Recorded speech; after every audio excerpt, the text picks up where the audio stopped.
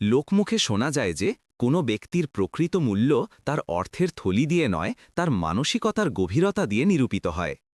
দিল্লির সেই প্রচণ্ড ঝড়ের রাত্রিতে যখন নগরীর সবচেয়ে মূল্যবান সমুদ্রমুখী ফ্ল্যাটগুলির কাঁচের প্রাচীরে বৃষ্টির ছিটা পড়ে কোনো অভিজাতের জন্য মধুর সুর তৈরি করছিল, ঠিক সেই মুহূর্তে সেই ছিটাগুলি একটি ওভারব্রিজের তলায় শুয়ে থাকা 10 বছরের রাহুলের কাছে কোনো চাবুকের আঘাতের চেয়ে কম মনে হচ্ছিল না। রাহুলের আবাস ছিল শুধুমাত্র একটি ছিন্ন পলিথিন শিট, এবং তার পরিজন ছিল রাস্তার একটি ঘুরে বেড়ানো কুকুর ম্যাক্স, যাকে সে ভিক্ষা করে আনা রুটির অর্ধেক অংশ প্রতিদিন খাইয়ে দিত। তার কাছে জগতের কোনো ধন ছিল না, শুধুমাত্র একটি অকলঙ্কিত অন্তর ছাড়া। এখান থেকে কয়েক কিলোমিটার দূরে ছিল সিংহ ভিলা নামক একটি মার্বেল পাথরের প্রাসাদ। সেই প্রাসাদের সবচেয়ে বিলাসপূর্ণ কক্ষে শতকোটিপতি বীরেন্দ্র সিংহের স্ত্রী প্রিয়াঙ্কা সিংহ একটি হুইল চেয়ারে আবদ্ধ ছিলেন। প্রিয়াঙ্কার কাছে জগতের সকল ধন ছিল, শুধুমাত্র নিজের পায়ে পুনরায় দাঁড়ানোর স্পৃহা ছাড়া। বিগত 2 বছর ধরে যখন থেকে একটি গাড়ি দুর্ঘটনায় তাদের একমাত্র পুত্র রাহান মারা গিয়েছিল, প্রিয়াঙ্কা চলাফেরা পরিত্যাগ করেছিলেন। চিকিৎসকরা বলেছিলেন এটি শারীরিক নয়, মানসিক। তার মন তার পা দুটিকে আটকে রেখেছে। বীরেন্দ্র সিংহ, যিনি নিজের ব্যবসায়ের একটি চুক্তি দিয়ে দেশের অর্থব্যবস্থাকে ঝাঁকুনি দিতে সক্ষম ছিলেন, তিনি তার স্ত্রীর অন্তরে জমা সেই হিমশীতলতা গলাতে পারছিলেন না। তিনি বিশ্বের শ্রেষ্ঠ চিকিৎসকদের নিয়ে এসেছিলেন, কিন্তু প্রিয়াঙ্কার দৃষ্টি শুধুমাত্র সেই একটি ছবিতে নিবদ্ধ থাকত, যেখানে রাহান হাসছিল। সেদিন রাত্রে ঝড় আর বৃষ্টি রাহুলের পলিথিনটিকে ছিন্ন ভিন্ন করে দিল। কাঁপতে কাঁপতে, ভিজতে ভিজতে সে তার সবচেয়ে মূল্যবান জিনিস, তার মাতার একটি ছিন্ন ছবি বুকে চেপে আশ্রয়ের সন্ধান করছিল। দৌড়াতে দৌড়াতে সে সিংহ ভিলার বিশাল স্বর্ণময় ফটকের কাছে পৌঁছে গেল। সেখানকার প্রহরীর ছোট কক্ষ থেকে আসা আলোকরশ্মি তাকে আকর্ষণ করল। সে শুধুমাত্র পথকের এক কোণে বৃষ্টি থেকে রক্ষা পাওয়ার জন্য গুটিয়ে বসে পড়ল। ভিতরে প্রিয়াঙ্কা সিংহ তার জানালা থেকে সেই ঝড় দেখছিলেন। তার দৃষ্টি ফটকে গুটিসুটি হয়ে বসা সেই ছোট্ট বালকটির ওপর পতিত হল। তিনি দেখছিলেন বালকটি কিভাবে শীতে কাঁপছে। ঠিক সেই সময়ে বিশাল ফটক খুলে গেল এবং বীরেন্দ্রের বেন্টলি গাড়ি ভিতরে প্রবেশ করল। বীরেন্দ্র সেই অপরিচ্ছন্ন বালকটিকে দেখলেন এবং ঘৃণায় মুখ ফিরিয়ে নিলেন। তিনি প্রহরীকে ইঙ্গিত করলেন। প্রহরী বাইরে এলো এবং রাহুলকে নির্মমভাবে ধাক্কা দিল। দূর হয়ে যায় এখান থেকে, অপরিচ্ছন্ন ছেলে, সাহেবের গাড়ি অপরিষ্কার করবি? রাহুল কাঁদায় লুটিয়ে পড়ল। তার মাতার ছবি হাত থেকে খসে পড়ে জলে ভাসতে শুরু করল। সে না বলে চিৎকার করে উঠল এবং ছবিটির পিছনে ছুটল। উপরের জানালা থেকে দেখতে থাকা প্রিয়াঙ্কার হৃদয়, যা 2 বছর ধরে পাথর হয়েছিল, প্রথমবার জোরালোভাবে ধড়কাল। তিনি তার কক্ষের ইন্টারকমের বোতাম চাপলেন, যা তিনি 2 বছর ধরে ব্যবহার করেননি। তার শুষ্ক কণ্ঠস্বর প্রহরীর ওয়াকিটকিতে ধ্বনিত হল, ওকে ওকে থামাও, বালকটিকে ভিতরে আসতে দাও। প্রহরী আর বীরেন্দ্র দুজনেই স্তব্ধ হয়ে গেলেন। এই কণ্ঠস্বর প্রিয়াঙ্কার ছিল। রাহুল জানত না যে সেই রাত্রে একটি গৃহহীন আশ্রয় প্রদান করে সে একটি প্রাণহীন দেহে জীবনের প্রথম নিঃশ্বাস প্রবাহিত করেছে। বীরেন্দ্র সিংহের চোখ কপালে উঠে গেল। 2 বছর, পুরো 2 বছর হয়ে গিয়েছিল যখন প্রিয়াঙ্কা নিজের ইচ্ছায় একটি শব্দ উচ্চারণ করেননি, আর আজ 2 বছর পর তিনি একটি অপরিচ্ছন্ন গৃহহীন ছেলের জন্য কথা বললেন। প্রহরীও নিজের স্থানে স্থির হয়ে গেল। তার হাত বায়ুতে স্থির হয়ে রইল। সে বুঝতে পারছিল না সে তার মালিক বীরেন্দ্র সিংহের নির্দেশ পালন করবে, নাকি সেই জীবন্ত মৃতদেহের যে আজ অপশ্চাৎ জাগ্রত হয়েছে। শুনতে পাওনি? প্রিয়াঙ্কার কণ্ঠস্বর আবার ধ্বনিত হল, এবার কিছুটা দৃঢ়। ওকে ভিতরে নিয়ে এসো। প্রহরী কাঁপতে কাঁপতে রাহুলের হাত ধরল, যে তখনও তার ভাসমান ছবিটির জন্য কাঁদছিল, এবং তাকে টেনে হিচড়ে সেই প্রাসাদ সদৃশ ভবনের দ্বারের কাছে নিয়ে এলো। রাহুলের কাদামাখা পা ফ্রেঞ্চ মার্বেলের উপর পড়তেই বীরেন্দ্রের মুখ রাগে রক্তিম হয়ে উঠল। প্রিয়াঙ্কা, তুমি এ কি করছো? এটি পাগলামি। দেখো, ও পুরো মেঝে অপরিষ্কার করে দিল। ওকে অর্থ দাও আর তাড়িয়ে দাও এখান থেকে। রাহুল সেই বিলাসপূর্ণ হল দেখে ভীত হয়ে গেল। এত আলোকপ্রভা, এত কাঁচ, যে তার নিজের ছায়াও তার কাছে ভয়াবহ লাগছিল। সে শীত আর কাদার কারণে কাঁপছিল, কিন্তু প্রিয়াঙ্কা বীরেন্দ্রের দিকে তাকালেনও না। তার দৃষ্টি শুধুমাত্র সেই বালকটির উপর ছিল। রাহুল তার ছিন্ন পকেটে হাতড়াল, যেন কিছু অনুসন্ধান করছে, এবং তারপর হাহাকার করে কাঁদতে লাগল। আমার মাতার ছবি চলে গেল, জলে ভাসিয়ে নিয়ে গেল। মা শব্দটি প্রিয়াঙ্কার বক্ষে তীরের মতো বিদ্ধ হল। তার নিজের পুত্র রাহানের কথা স্মৃতি নিয়ে এলো। রাহান যে তাকে মা বলে আলিঙ্গন করত। প্রিয়াঙ্কার পাথর হয়ে যাওয়া চোখে আর্দ্রতা ভেসে উঠল। তিনি বীরেন্দ্রের ক্রোধ সম্পূর্ণ উপেক্ষা করলেন। তিনি পাশে দাঁড়ানো পরিচারিকাকে আহ্বান করলেন, যে নিজেও এসব দেখে বিস্মিত হচ্ছিল। শোনো, একে একে ভিতরে নিয়ে যাও, পরিষ্কার পোশাক দাও, আর একে আহার দাও। বীরেন্দ্র চিৎকার করে উঠলেন, প্রিয়াঙ্কা, এ কি অযথা কথা! এটি কোনো অনাথাশ্রম নয়, এটি সিংহভিলা। এবার প্রিয়াঙ্কা হুইল চেয়ারে বসেই নিজের গলা ঘুরালেন এবং বীরেন্দ্রের চোখে সরাসরি তাকালেন। তার কণ্ঠস্বর ধীর ছিল, কিন্তু তাতে এমন একটি শীতল ভাব ছিল যা বীরেন্দ্রকে নীরব করে দিল। আমি বললাম, ওকে আহার দাও। বীরেন্দ্র, যিনি সমগ্র বিশ্বকে নিজের ইঙ্গিতে নাচাতেন, তার স্ত্রীর সেই শীতল কণ্ঠস্বরের সামনে একটি শব্দ উচ্চারণ করতে পারলেন না। তিনি ঘৃণাপূর্ণভাবে রাহুলকে দেখলেন এবং মুখ ফিরিয়ে নিলেন। পরিচারিকা রাহুলকে একটি স্নানকক্ষের দিকে নিয়ে গেল, যা কিনা রাহুল তার জীবনে এত পরিষ্কার দেখেনি। তাকে রাহানের পুরনো ছোট হয়ে যাওয়া পোশাক পরতে দেওয়া হলো, যা তার গায়ে কিছুটা ঢিলা হলেও উষ্ণ ছিল। তারপর তাকে কর্মচারীদের টেবিলে বসিয়ে গরম ডাল ভাত দেওয়া হলো। রাহুল এতদিন পর গরম আহার গ্রহণ করছিল যে সে ভুলে গেল সে কোথায় অবস্থান করছে। সে দ্রুত খেতে শুরু করল। প্রিয়াঙ্কা নিজের হুইলচেয়ারে দূর থেকে তাকে দেখতে থাকলেন। তার হৃদয়ে এক অদ্ভুত অস্থিরতা আর এক অজ্ঞাত শান্তি ভরে উঠছিল। আহার সমাপ্ত করে রাহুল প্লেট নিয়ে উঠে দাঁড়াল। সে প্রিয়াঙ্কার কাছে এলো এবং ভয়ে ভয়ে বলল, ধন্যবাদ মালকিন, আহার খুব সুস্বাদু ছিল। প্রিয়াঙ্কা ধীরে করে জিজ্ঞাসা করলেন, তোমার মা কোথায়? রাহুলের চোখে আবার জল ভরে এলো। জানি না, আমি খুব ছোট ছিলাম যখন ও আমাকে স্টেশনে রেখে চলে গিয়েছিল। কেবল ওই একটি ছবিই ছিল আমার কাছে। প্রিয়াঙ্কা নিজের হুইলচেয়ারের চাকা ঘোরালেন এবং তার কাছে অগ্রসর হলেন। তিনি এই বালকটির মধ্যে তার হারানো রাহানকে দেখছিলেন না। তিনি শুধুমাত্র একটি মাথা দেখছিলেন যাকে বিশ্ব পিষে দিয়েছে। ঠিক সেই সময়ে রাহুলের কিছু স্মরণে এলো। আমাকে এবার চলে যেতে হবে। ম্যাক্স একা থাকবে। ম্যাক্সকে? প্রিয়াঙ্কা জিজ্ঞাসা করলেন। ও আমার সঙ্গী, আমার কুকুর। ও ওভারব্রিজের তলায় আমার জন্য অপেক্ষা করছে। বৃষ্টিতে ও ভয় পেয়ে যায়। প্রিয়াঙ্কা স্তব্ধ হয়ে গেলেন। এই বালকটি, যার নিজের কিছুই ছিল না, তার একটি ঘুরে বেড়ানো কুকুরের জন্য উদ্বেগ ছিল। তার স্মরণে এলো কিভাবে তার পুত্র রাহানও একটি কুকুরছানা বাড়িতে আনতে চেয়েছিল, আর বীরেন্দ্র এটা বলে প্রত্যাখ্যান করেছিলেন যে সিংহ বিলায় অপরিচ্ছন্ন প্রাণীদের স্থান নেই। প্রিয়াঙ্কা একটি সিদ্ধান্ত গ্রহণ করলেন। তিনি প্রধান প্রহরীকে আহ্বান করলেন। ফটকের বাইরে ওভারব্রিজের তলায় একটি কুকুর রয়েছে, তাকেও ভিতরে নিয়ে এসো। এই কথা শোনা মাত্র বীরেন্দ্র, যিনি এতক্ষণ নীরব ছিলেন, আবার বিস্ফোরিত হয়ে উঠলেন। প্রিয়াঙ্কা অতিরঞ্জিত হচ্ছে। একটি কুকুর এই ভবনে? কখনো না, এটি বাসগৃহ, চিড়িয়াখানা নয়। প্রিয়াঙ্কা নিজের ভেজা চোখের পাতা তুললেন এবং সরাসরি বীরেন্দ্রের চোখে তাকালেন। বীরেন্দ্র, 2 বছর হয়ে গেল রাহান চলে গেছে। এই 2 বছরে আমি তোমার কাছে কখনো কিছু দাবি করিনি। আজ আমি নিজের জন্য নয়, এই বালকটির জন্য কিছু দাবি করছি। বীরেন্দ্রের কাছে কোনো প্রত্যুত্তর ছিল না। প্রিয়াঙ্কার 2 বছর পর কিছু দাবি করা তার ক্রোধের ওপর ভারী পড়ল। তিনি ক্রোধে নিজের হাত ঝাঁকিয়ে দিলেন এবং সেখান থেকে প্রস্থান করলেন। রাহুল বিশ্বাস করতে পারছিল না যে সে আর তার ম্যাক্স আজ রাত্রে একটি মার্বেল পাথরের প্রাসাদে নিদ্রা যাপন করতে চলেছে। পরের সকালে যখন সূর্যের প্রথম রশ্মি মার্বেলের মেঝেতে পতিত হল, রাহুলের নিদ্রা ভঙ্গ হল। এক মুহূর্তের জন্য তার মনে হল যে সে কোনো স্বপ্ন দেখছে।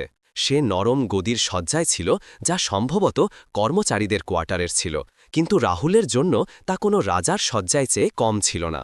তার পায়ের কাছে ম্যাক্স, যে গতকাল রাত পর্যন্ত বৃষ্টিতে কাঁপছিল, গভীর নিদ্রায় শয়িত ছিল। ঝড় অতিক্রান্ত হয়ে গিয়েছিল। সে নীরবে উঠে দাঁড়াল এবং সেই বিলাসপূর্ণ হলে এলো। ভবনটি এত নিস্তব্ধ ছিল যে তার নিজের পায়ের শব্দও তার কাছে ভয়াবহ লাগছিল। হলে বীরেন্দ্র সিংহ আগেই উপস্থিত ছিলেন।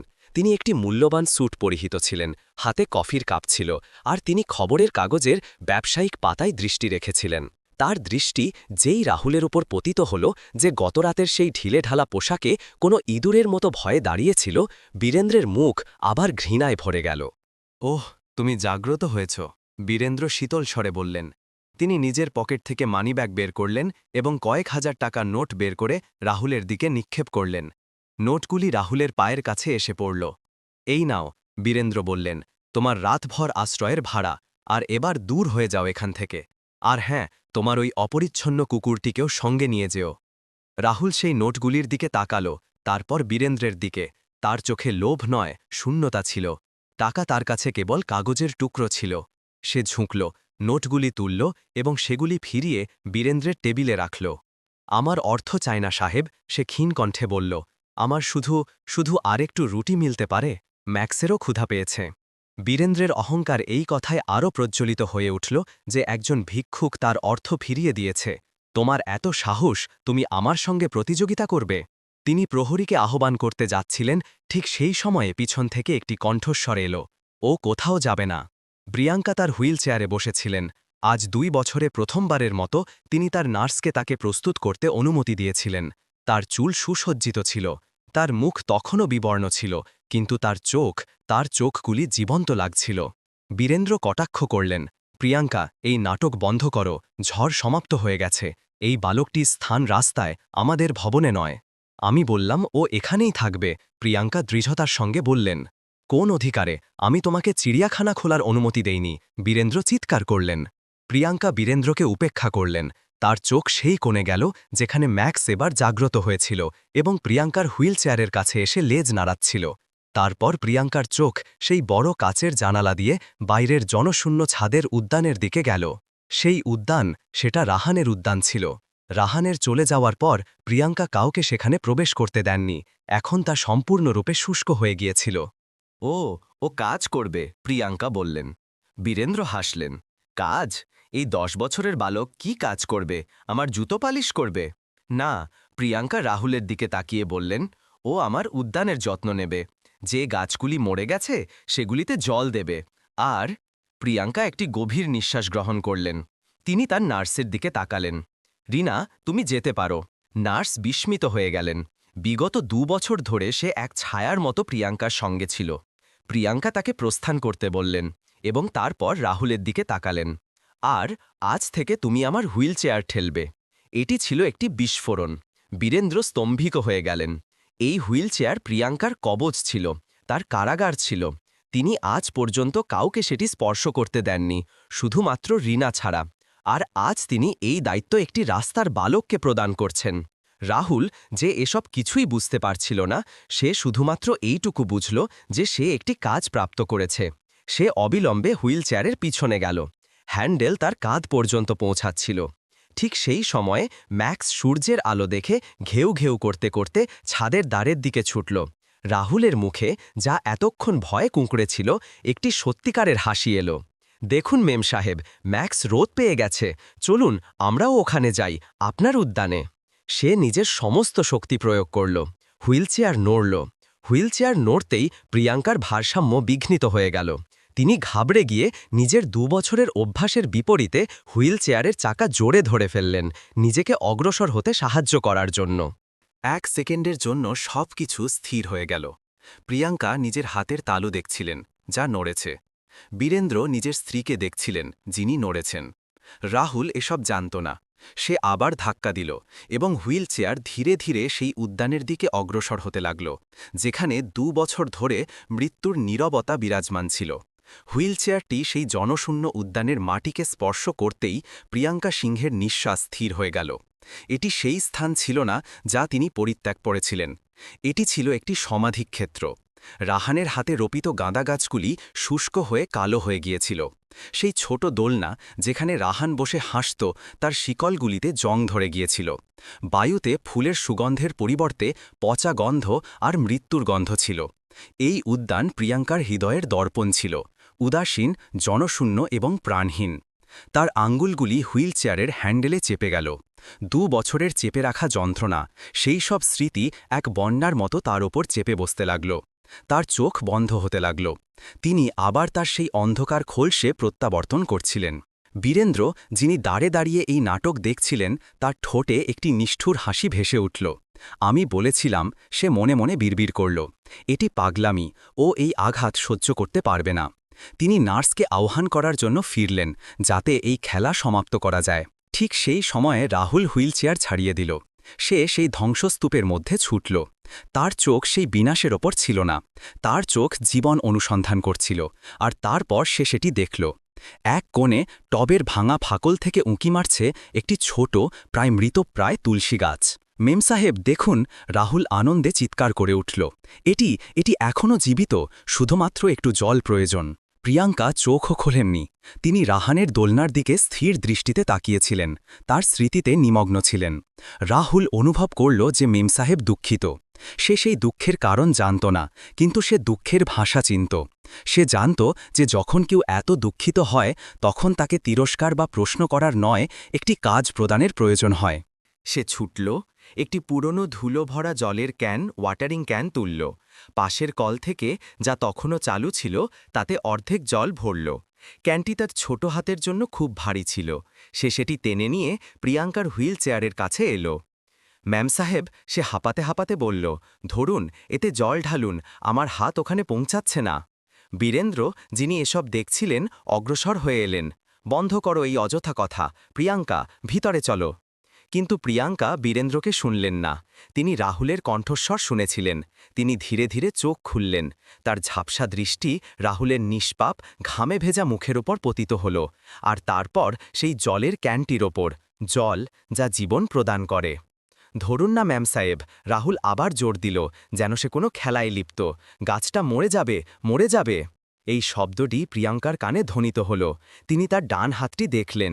সেই হাত, যা 2 বছর ধরে শুধুমাত্র হুইল চেয়ারে প্রাণহীন পড়ে থাকত, আজ কাঁপছিল। তিনি সেই হাতটি তুললেন। বীরেন্দ্রের চোখ কপালে উঠল। প্রিয়াঙ্কার হাত বায়ুতে উঠল, এবং তিনি জলের ক্যানটির হ্যান্ডেল ধরে ফেললেন। ক্যানটি ভারী ছিল। প্রিয়াঙ্কার দুর্বল বাহুতে জোর পড়ল। তার নিঃশ্বাস দ্রুত হয়ে গেল। রাহুল মুচকি হেসে ক্যানটিকে ধরল। হ্যাঁ, এভাবে, এবার ঢালুন। প্রিয়াঙ্কা হুইল চেয়ারে বসেই সামনের দিকে ঝুঁকলেন, এমন একটি কাজ যা তিনি 2 বছরে করেননি, এবং কাঁপতে কাঁপতে সেই ছোট্ট তুলসী গাছের উপর জল ঢাললেন। জল শুষ্ক মাটির ওপর পতিত হতেই একটি সোঁদা গন্ধ উঠল। ঠিক সেই মুহূর্তে ম্যাক্স, যে এতক্ষণ নীরব ছিল, একটি প্রজাপতির পিছনে ঘেউ ঘেউ করতে করতে উদ্যানে ছুটতে লাগল। নীরবতা ভেঙে গিয়েছিল। সেই সমাধিক্ষেত্রে জীবনের প্রথম ফোঁটা পতিত হয়েছিল। রাহুল খুশিতে হাততালি দিতে লাগল। আমরা করে দেখালাম, কাল দেখবেন এটি বড় হয়ে যাবে। প্রিয়াঙ্কা তার কাঁপানো হাত দেখছিলেন, যেখানে জলের কয়েক ফোঁটা আর ভেজা মাটি লেগেছিল। তিনি কাঁদলেন না। 2 বছরে প্রথমবারের মতো তিনি হাসলেনও না। তিনি শুধুমাত্র জীবিত ছিলেন। বীরেন্দ্র এসব দেখতে থাকলেন। তার মুখে ক্রোধ, ঈর্ষা আর এক অদ্ভুত ভয় ছিল। এই ভিক্ষুক বালকটি তাই করছিল, যা তার কোটি কোটি টাকা আর বিশ্বের শ্রেষ্ঠ চিকিৎসকরা করতে পারেননি। সে প্রিয়াঙ্কাকে প্রত্যাবর্তন করাচ্ছিল। প্রিয়াঙ্কা, বীরেন্দ্র ক্রোধে বললেন, এই অপরিচ্ছন্নতা বন্ধ করো। তুমি জানো, এই উদ্যান, এটি রাহানের। চুপ হয়ে যাও বীরেন্দ্র। প্রিয়াঙ্কার কণ্ঠস্বর এত শীতল আর দৃঢ় ছিল যে বীরেন্দ্র এক কদম পিছিয়ে গেলেন। তিনি রাহুলের দিকে নয়, নিজের স্বামীর দিকে তাকালেন। আজ থেকে এই উদ্যান রাহানের নয়। তিনি তার নিঃশ্বাস নিয়ন্ত্রণ করে বললেন, আজ থেকে এটি রাহুলের উদ্যান। এটি কেবলমাত্র একটি বাক্য ছিল না, এটি ছিল একটি ঘোষণা। এই ঘোষণা ছিল যে সিংহ ভিলায় ক্ষমতা পরিবর্তন হচ্ছে। বীরেন্দ্র সিংহ তার স্ত্রীর চোখে সেই আগুন দেখলেন, যা 2 বছর আগে রাহানের চিতার সঙ্গেই নিভে গিয়েছিল। তিনি জানতেন যে এই মুহূর্তে তিনি এই আগুনের সঙ্গে যুদ্ধ করতে পারবেন না। তিনি নীরবে তার ভগ্ন অহংকার গুটিয়ে সেখান থেকে প্রস্থান করলেন। পরের কয়েক সপ্তাহ কোনো জাদুর চেয়ে কম ছিল না। সিংহ ভিলার যে কোণটি মৃত্যুর প্রতীক ছিল, তা এখন জীবনের কেন্দ্র হয়ে উঠল। প্রথম দিন রাহুল প্রিয়াঙ্কার হুইল চেয়ার শুধুমাত্র উদ্যান পর্যন্ত পৌঁছে দিল। দ্বিতীয় দিন প্রিয়াঙ্কা তাকে শুষ্ক পত্র সরাতে নির্দেশ দিলেন। তৃতীয় দিন রাহুল কোথা থেকে গাঁদা ফুলের কিছু বীজ নিয়ে এলো, যা সে তার পুরনো বস্তির কাছে একটি মন্দির থেকে সংগ্রহ করেছিল। মেম সাহেব, এগুলি খুব দ্রুত ফোটে, সে উৎসাহের সঙ্গে বলল। প্রিয়াঙ্কা কাঁপতে থাকা হাতে বীজগুলি স্পর্শ করলেন। 1 সপ্তাহ পর প্রিয়াঙ্কা নার্স রিনার সাহায্য ছাড়াই নিজে হুইলচেয়ারে চাকা ঘুরালেন। তিনি সেই দোলনার কাছে গেলেন, যেখানে রাহান বসত। রাহুল জংধরা শিকলগুলি পরিষ্কার করা শুরু করল। প্রিয়াঙ্কা শুধুমাত্র দেখতে থাকলেন। 2 সপ্তাহ পর, যখন রাহুল মাটি খনন করছিল, ম্যাক্স গর্তের মধ্যে লুকিয়ে রাখা একটি নতুন রোপিত গাছ উপড়ে ফেলল। রাহুল তাকে তিরস্কার করতে যাচ্ছিল যে সে একটি ক্ষীণ কণ্ঠস্বর শুনতে পেল। সে ফিরল। প্রিয়াঙ্কা সিংহ হাসছিলেন। সেটি ছিল একটি চাপা হাসি, অশ্রুতে ভেজা, কিন্তু সেটি হাসি ছিল। বছরে প্রথমবারের মতো এই ভবনে কারো হাসির শব্দ প্রতিধ্বনিত হল। বীরেন্দ্র, যিনি তার স্টাডি রুমে জানালা থেকে এসব দেখছিলেন, তার হাতে ধরা মূল্যবান কাচের গ্লাসটি ভেঙে গেল। তিনি এটি সহ্য করতে পারছিলেন না। তিনি প্রিয়াঙ্কাকে সুস্থ হতে দেখছিলেন, কিন্তু এতে তার আনন্দ নয়, ঈর্ষা হচ্ছিল। তিনি সুস্থ হচ্ছিলেন, কিন্তু তার কারণে নয়। তার শতকোটি টাকার সাম্রাজ্য, তার ক্ষমতা, তার প্রতিপত্তি সব সেই এক নারীর সামনে বামন ছিল, আর সেই নারীকে সুস্থ করার কারণ ছিল একটি 10 বছরের অপরিচ্ছন্ন বালক। সে আমার থেকে দূরে চলে যাচ্ছে, বীরেন্দ্র নিজেকে বললেন। তার ভালোবাসা এখন পর্যন্ত একটি জেদ ছিল, একটি অধিকার করার আকাঙ্ক্ষা। তিনি একজন দুর্বল ভগ্ন প্রিয়াঙ্কা চেয়েছিলেন, যিনি তার উপর নির্ভরশীল থাকবেন। এই দৃঢ় হয়ে উঠতে থাকা প্রিয়াঙ্কা, যিনি একটি ভিক্ষুকের সঙ্গে মাটিতে হাত অপরিচ্ছন্ন করছিলেন, তাকে তার শত্রু মনে হচ্ছিল। তার রাহুলকে অপসারিত করতে হতো, কিন্তু তিনি জানতেন যে যদি তিনি রাহুলকে বলপূর্বক বহিষ্কার করেন, তবে প্রিয়াঙ্কা আবার সেই অন্ধকার খাদে পতিত হবেন। না, তাকে প্রিয়াঙ্কাকে দেখাতে হতো যে রাহুলও বাকি বিশ্বের মতো অপরিচ্ছন্ন। তাকে প্রমাণ করতে হতো যে অর্থের চেয়ে বড় কোনো মানসিকতা হয় না। সেই রাত্রে যখন রাহুল তার কোয়ার্টারে ম্যাক্সের সঙ্গে শয়িত ছিল, বীরেন্দ্র নীরবে প্রিয়াঙ্কার কক্ষে গেলেন। তিনি প্রিয়াঙ্কার সেই লকেটটি গ্রহণ করলেন, যা রাহানের সবচেয়ে প্রিয় ছিল। সেটি ছিল একটি ছোট প্ল্যাটিনামের লকেট, যার মধ্যে রাহানের শৈশবের ছবি ছিল। প্রিয়াঙ্কা সেটি সর্বদা নিজের কাছে রাখতেন। বীরেন্দ্র সেই লকেট নিয়ে সরাসরি রাহুলের শয়নস্থলে গেলেন। রাহুল গভীর নিদ্রায় ছিল। বীরেন্দ্র ঘৃণাপূর্ণভাবে সেই লকেটটি রাহুলের ছিন্ন পোশাকের পকেটে প্রবেশ করিয়ে দিলেন। পরের সকালে প্রতিদিনের মতো রাহুল উঠল এবং প্রিয়াঙ্কাকে উদ্যানে নিয়ে যাওয়ার প্রস্তুতি নিতে লাগল। ঠিক সেই সময় গোটা ভবনে একটি চিৎকার প্রতিধ্বনিত হল। আমার লকেট, রাহানের লকেট কোথায়? প্রিয়াঙ্কা তার হুইলচেয়ারে পাগলের মতো জিনিসপত্র অনুসন্ধান করছিলেন। বীরেন্দ্র উদ্বিগ্ন হওয়ার ভান করে প্রহরীদের আহ্বান করলেন। পুরো ভবন অনুসন্ধান করো, এখনই। সব কর্মচারী ভয়ে এক লাইনে দাঁড়িয়েছিল। রাহুলও ম্যাক্সকে ধরে দাঁড়িয়েছিল। সে বুঝতে পারছিল না যে কি ঘটছে। বীরেন্দ্র সরাসরি রাহুলের কাছে এলেন। এখানে এখানে তল্লাশি নাও। রাহুল বিস্মিত হয়ে জিজ্ঞাসা করল, সাহেব, কি হয়েছে? চুপ থাকো, বীরেন্দ্র গর্জন করলেন। প্রহরী রাহুলের পকেটে হাত প্রবেশ করাল এবং সেই প্ল্যাটিনামের লকেটটি বের করল। এই তো, এই যে সাহেব।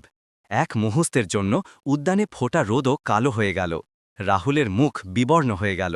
না, আমি গ্রহণ করিনি সাহেব, আমি জানি না এটি আমার পকেটে কিভাবে এলো। সব কর্মচারী রাহুলের দিকে তাকিয়েছিল। ভিক্ষুক ছিল, ভিক্ষুকই রইল। রাহুল ছুটল এবং প্রিয়াঙ্কার পায়ের কাছে লুটিয়ে পড়ল। ম্যাম সাহেব, আপনি তো জানেন আমি গ্রহণ করিনি, আমি গ্রহণ করিনি। প্রিয়াঙ্কার মুখ ছিল ভাবশূন্য। তিনি সেই লকেটটি দেখছিলেন, তারপর রাহুলকে। তার চোখে সেই 2 বছর পুরনো শূন্যতা প্রত্যাবর্তিত হয়েছিল। যে বিশ্বাস এত কষ্টে জন্মেছিল, তাকে এক মুহূর্তে বিষ প্রয়োগ করে দেওয়া হয়েছিল। বীরেন্দ্র রাহুলকে কলার ধরে গ্রহণ করলেন। দেখলে প্রিয়াঙ্কা, আমি বলেছিলাম, এটি তোমার মানসিকতার যোগ্য নয়। এটি একটি চোর। প্রহরী, একে ধাক্কা মেরে বাইরে বের করো, আর আবার এই ভবনের আশেপাশে দেখলে পুলিশে সোপর্দ করবে। রাহুল কাঁদতে থাকল। ম্যাম সাহেব, আমার কথা শুনুন ম্যাম সাহেব।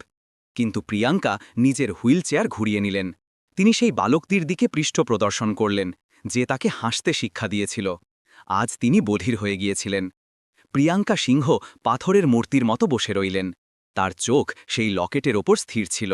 তিনি একবারও ঘুরে দেখলেন না। ম্যাক্স নিজের মালিককে এভাবে টেনে হিচড়ে নিয়ে যেতে দেখে উন্মাদ হয়ে গেল। সে ঘেউ ঘেউ করতে করতে প্রহরীর পায়ের ওপর ঝাঁপিয়ে পড়ল। আহ! প্রহরী চিৎকার করল এবং নিজের ভারী বুট দিয়ে ম্যাক্সের পাঁজরের ওপর জোরে লাথি মারল। ম্যাক্স কাঁতরাতে কাঁতরাতে দূরে ছিটকে পড়ল। ম্যাক্স! রাহুলের চিৎকার প্রিয়াঙ্কার হৃদয়কে প্রায় ভেঙে দিতেই যাচ্ছিল, কিন্তু তিনি নিজেকে থামিয়ে দিলেন। সব মিথ্যা ছিল, তিনি নিজেকে বললেন। তার নিষ্পাপতা, তার হাসি সব একটি নাটক ছিল। প্রহরীরা রাহুল আর কাঁতরাতে থাকা ম্যাক্স দুজনকেই সেই স্বর্ণময় ফটক থেকে বাইরে কাদায় নিক্ষেপ করল। ফটক ধাই শব্দে বন্ধ হয়ে গেল। সেই শব্দ রাহুলের জন্য নয়, প্রিয়াঙ্কার জীবনের জন্য ছিল।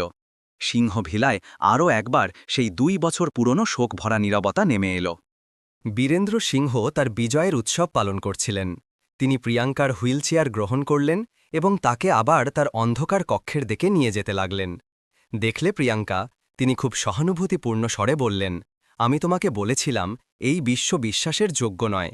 এই দরিদ্র মানুষগুলি, এই কীট পতঙ্গগুলি, এরা কেবলমাত্র গ্রহণ করতে জানে। এদের মানসিকতার কোনো মূল্য নেই। শুধুমাত্র আমি আছি প্রিয়াঙ্কা, শুধুমাত্র আমি, যে তোমাকে সত্যি ভালোবাসি। তিনি প্রিয়াঙ্কাকে তার শয্যায় শয়ন করাতে সাহায্য করছিলেন, যখন প্রিয়াঙ্কা তার হাত ঝটকে দিলেন। পরিত্যাগ করো আমাকে, তিনি ফিস করে বললেন। বীরেন্দ্র এক মুহূর্তের জন্য স্থির হয়ে গেলেন। কি বললে? আমি বললাম, আমাকে স্পর্শ করো না। প্রিয়াঙ্কার কণ্ঠে যন্ত্রণা নয়, ঘৃণা ছিল। কিন্তু এই ঘৃণা রাহুলের জন্য ছিল না। এই ঘৃণা বীরেন্দ্রের জন্যও ছিল না। এটি ছিল নিজের জন্য, নিজের সেই হৃদয়ের জন্য, যা আবার বিশ্বাস করার সাহস করেছিল আর আবার ভগ্ন হয়েছে। তিনি সেই উদ্যানে গেলেন না। সেই গাছগুলি, যা তিনি আর রাহুল মিলে রোপণ করেছিলেন, সেগুলিকে জল দেওয়ার কেউ ছিল না।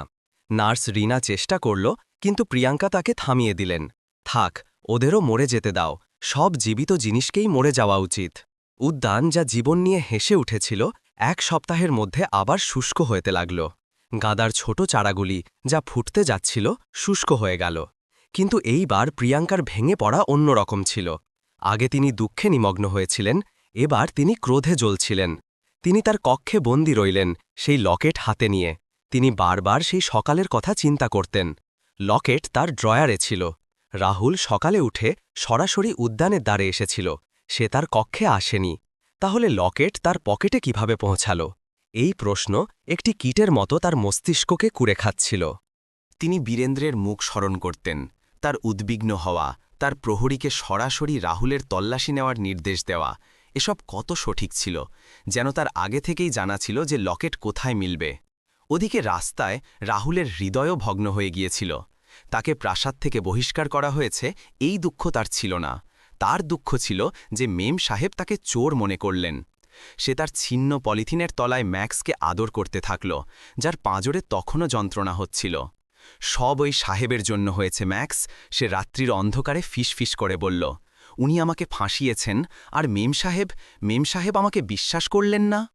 পরের সকালে রাহুল ভিক্ষা করতে বের হল না। সে সেই সিগন্যালে দাঁড়িয়ে রইল, যেখানে বীরেন্দ্র সিংহের বেন্টলি গাড়ি প্রতি সকালে অফিসে যাওয়ার জন্য থামত। গাড়ি থামতেই রাহুল তার সামনে চলে এলো। বীরেন্দ্র তাকে দেখলেন এবং ঘৃণায় মুখ ফিরিয়ে নিলেন। প্রহরী, সরাও একে আমার পথ থেকে। কিন্তু রাহুল সরল না, সে কাঁচের ওপর হাত আঘাত করতে লাগল। সাহেব, আপনি জানেন আমি চুরি করিনি, আপনি জানেন। বীরেন্দ্র ড্রাইভারকে গাড়ি অগ্রসর করার ইঙ্গিত করলেন। গাড়ি রাহুলকে প্রায় আঘাত করতে করতে অগ্রসর হল। রাহুল লুটিয়ে পড়ল, কিন্তু সে হার মানল না। সে রোজ সেখানে দাঁড়িয়ে থাকত। রোজ বীরেন্দ্র তাকে উপেক্ষা করতেন। একদিন প্রিয়াঙ্কা সাহস সঞ্চয় করলেন। তিনি নিজের হুইল চেয়ার নিজে ঘুরালেন এবং সেই স্টাডি রুমে গেলেন, যেখানে বীরেন্দ্র কাজ করতেন। তিনি সেই ঘরের সিসিটিভি ফুটেজ দাবি করলেন। বীরেন্দ্র, আমাকে সেই রাত্রির ফুটেজ দেখতে হবে যখন লকেট চুরি হয়েছিল। বীরেন্দ্রের মুখ এক মুহূর্তের জন্য বিবর্ণ হয়ে গেল, কিন্তু তিনি নিজেকে সামলে নিলেন। কেন প্রিয়াঙ্কা, তুমি নিজেকে আর যন্ত্রণা কেন দিতে চাইছ? আমাকে দেখতে হবে, প্রিয়াঙ্কা জিদ করলেন। ফুটেজ মুছে গেছে প্রিয়াঙ্কা, তুমি জানো আমাদের সিস্টেম প্রতি ২৪ ঘণ্টায় ওভাররাইট হয়ে যায়। প্রিয়াঙ্কা তার চোখে তাকালেন, তিনি মিথ্যে বলছেন। এবং ঠিক সেই মুহূর্তে প্রিয়াঙ্কা সিংহ বুঝতে পারলেন। তিনি বুঝলেন আসল চোর কে ছিল। আসল অপরাধী সেই ছিল না যাকে ধাক্কা মেরে বহিষ্কার করা হয়েছিল। আসল অপরাধী ছিল সেই যে তার পাশে দাঁড়িয়েছিল। সেই মুহূর্তে প্রিয়াঙ্কা সিংহের জগতে সব কিছু পরিবর্তিত হয়ে গেল। যে স্বামীকে তিনি ২ বছর ধরে তার একমাত্র অবলম্বন মনে করছিলেন, তার প্রকৃত রূপ একটি বিষাক্ত সত্যের মতো সামনে এসে গেল। বীরেন্দ্রের মিথ্যা, রাহুলকে ফাঁসানোর তার ষড়যন্ত্র, এসব শুধুমাত্র একটি বালককে বহিষ্কার করার জন্য ছিল না। এটি প্রিয়াঙ্কাকে আবার সেই পঙ্গু দুর্বল জীবনে ঠেলে দেওয়ার জন্য ছিল, যা তিনি পিছনে রেখে আসছিলেন। বীরেন্দ্র তার পুত্রের মৃত্যুকে ব্যবহার করেছিলেন তাকে বন্দী করার জন্য।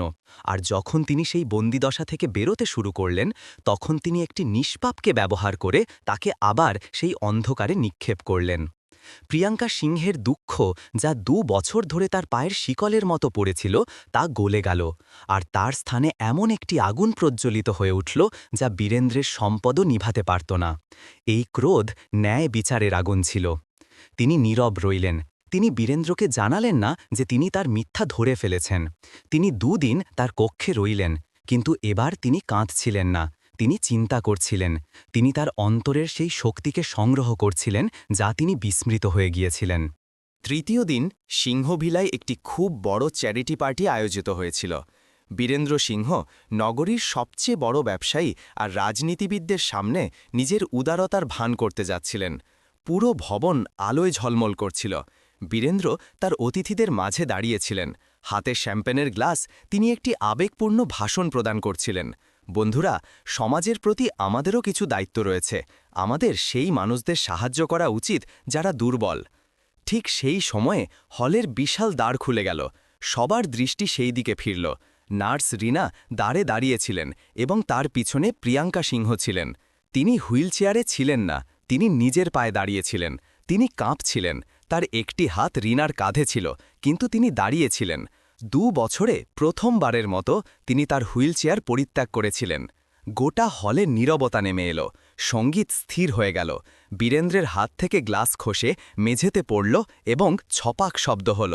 প্রিয়াঙ্কা, তিনি শুধুমাত্র এটুকুই বলতে পারলেন। প্রিয়াঙ্কা রিনার সাহায্য পরিত্যাগ করলেন এবং একটি পদক্ষেপ, যন্ত্রণায় ভরা কিন্তু দৃঢ়, তুলতে তুলতে বীরেন্দ্রের দিকে অগ্রসর হতে লাগলেন। প্রতিটি পদক্ষেপ সেই ঘৃণা দিয়ে ভরা ছিল যা তাকে চলতে বাধ্য করেছিল। তিনি মাইকের কাছে পৌঁছলেন।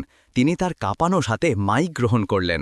দুর্বল মানুষদের সাহায্য, তিনি হাঁপাতে হাঁপাতে বললেন। তার কণ্ঠস্বর পুরো হলে প্রতিধ্বনিত হল। ঠিকই বলেছেন আপনি বীরেন্দ্র। তিনি অতিথিদের দিকে তাকালেন। আমার স্বামী বীরেন্দ্র সিংহ মানসিকতার খুব বড় পূজারী, এত বড় যে তিনি একটি 10 বছরের গৃহহীন বালককে, যিনি আমাকে 2 বছর পর হাসতে শিক্ষা দিয়েছিলেন, তাকে চোর বানিয়ে ভবন থেকে বহিষ্কার করলেন। বীরেন্দ্রের মুখ বিবর্ণ হয়ে গেল। প্রিয়াঙ্কা, তুমি সচেতন নও। তুমি কি? আমি সচেতন, প্রিয়াঙ্কা চিৎকার করলেন। আজ 2 বছর পর আমি প্রথমবার পুরোপুরি সচেতন। বীরেন্দ্র, তুমি কি এদের সবাইকে বলবে যে তুমি রাহানের লকেটটা নিজে সেই বালকটার পকেটে রেখেছিলে? তুমি কি বলবে যে তুমি সিসিটিভি ফুটেজ কেন মুছে দিলে? অতিথিদের মধ্যে ফিসফিসানি শুরু হয়ে গেল। বীরেন্দ্রের সাম্রাজ্য, তার সম্মান এক মুহূর্তে ভেঙে পড়ছিল। এইসব তুমি কেন করলে? প্রিয়াঙ্কা কাঁদতে কাঁদতে বললেন। কারণ তুমি আমাকে ভালোবাসো না বীরেন্দ্র। তুমি শুধুমাত্র আমার এই দুর্বলতাকে, আমার এই পঙ্গুত্বকে ভালোবাসো। তোমার একজন দৃঢ় প্রিয়াঙ্কাকে চাইনি। প্রিয়াঙ্কা খুব কাঁপছিলেন। তিনি প্রায় লুটিয়ে পড়েই যাচ্ছিলেন। ঠিক সেই সময় ফটকে দাঁড়িয়ে থাকা প্রহরী, যে এসব শুনেছিল, ছুটতে ছুটতে বাইরে গেল। সে সেই সিগন্যালের দিকে ছুটল যেখানে রাহুল তখনও বসে সিংহভিলার দিকে তাকিয়েছিল। প্রহরী রাহুলকে কোলে তুলে নিল এবং আবার ভিতরে ছুটল। রাহুল! প্রহরী তাকে প্রিয়াঙ্কার সামনে দাঁড় করিয়ে দিল। রাহুল তার মেম সাহেবকে দাঁড়িয়ে থাকতে দেখে বিস্মিত হল। প্রিয়াঙ্কা বীরেন্দ্রের দিকে তাকালেনও না। তিনি নিজের হাঁটু গেড়ে বসে পড়লেন। তার পা জবাব দিয়ে দিয়েছিল, কিন্তু তার হৃদয় আজ বিজয়ী হয়েছিল। তিনি মেঝেতে বসলেন এবং রাহুলকে নিজের বাহুতে আলিঙ্গন করলেন। আমাকে ক্ষমা করে দাও বাবা। তিনি হাহাকার করে কাঁদতে লাগলেন।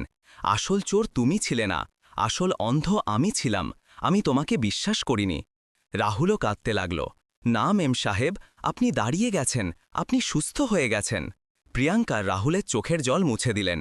তিনি ঘুরে বীরেন্দ্রের দিকে তাকালেন, যিনি লজ্জা আর পরাজয় পাথর হয়ে দাঁড়িয়েছিলেন। তুমি? প্রিয়াঙ্কা রাহুলের হাত গ্রহণ করে বললেন। তুমি তাই করলে যা বিশ্বের কোনো সম্পদ পারে না। তুমি আমাকে চলতে শিক্ষা দিয়েছ। প্রিয়াঙ্কা রাহুলের হাত গ্রহণ করলেন এবং তার ভরসায় তিনি ধীরে ধীরে দাঁড়ালেন। তিনি ঘৃণাপূর্ণ সেই হল, সেই অতিথিদের এবং নিজের প্রতারক স্বামীকে পৃষ্ঠ প্রদর্শন করলেন। চলো রাহুল, তিনি একটি দৃঢ়স্বরে বললেন। উদ্যানে যেতে হবে। আমাদের গাঁদা গাছগুলি শুষ্ক হয়ে যাচ্ছে হয়তো।